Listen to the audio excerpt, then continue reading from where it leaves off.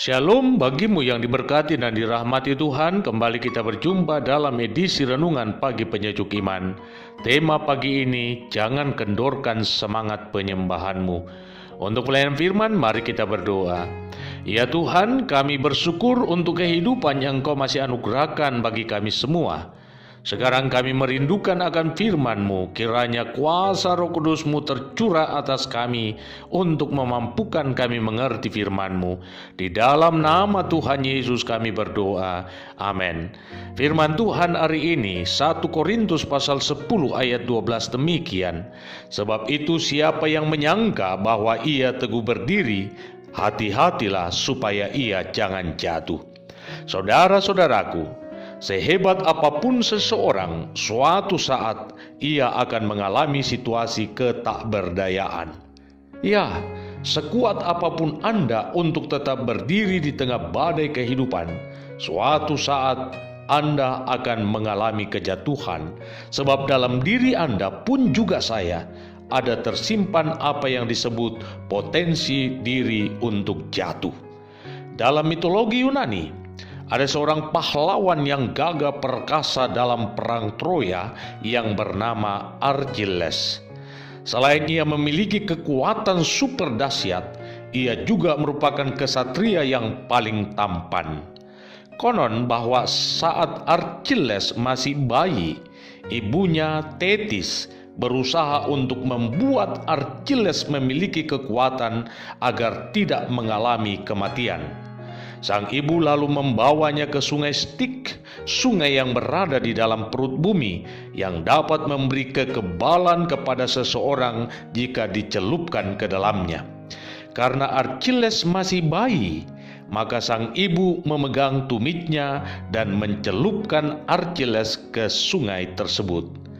Memang pada akhirnya tubuh Achilles kebal terhadap semua jenis senjata. Namun sayang bahwa ada bagian tubuhnya yang tidak tersentuh air sungai Styx, yakni tumitnya, dan disitulah titik lemah Achilles.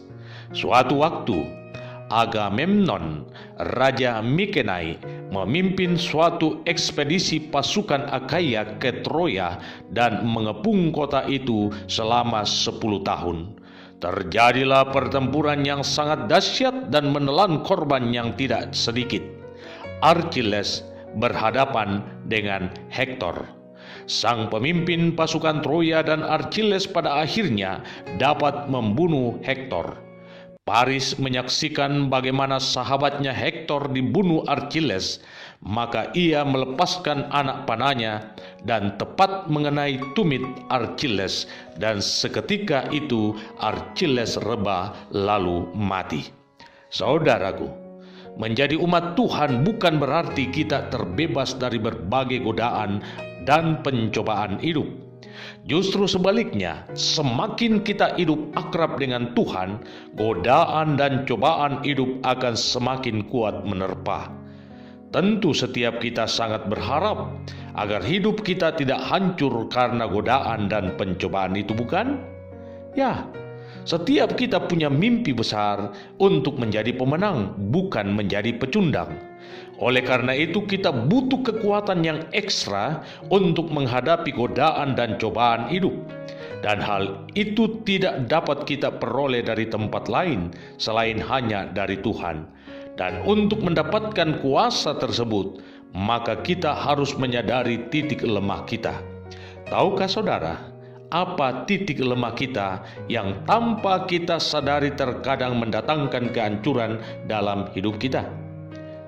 Titik lemah itu adalah semangat penyembahan yang semakin kendor karena godaan materi.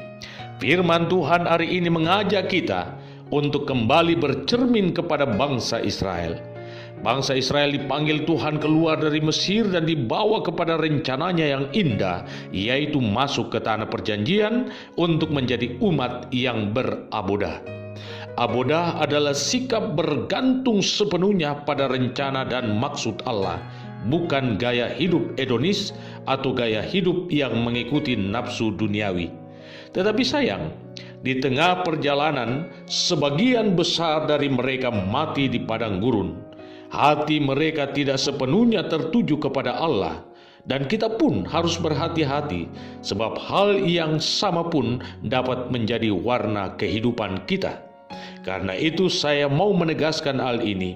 Jangan pernah menyurutkan semangat penyembahanmu kepada Tuhan, sebab hal itulah yang akan menentukan perjalanan hidupmu selanjutnya untuk meraih kemenangan. Selamat memaknai kehidupan imanmu.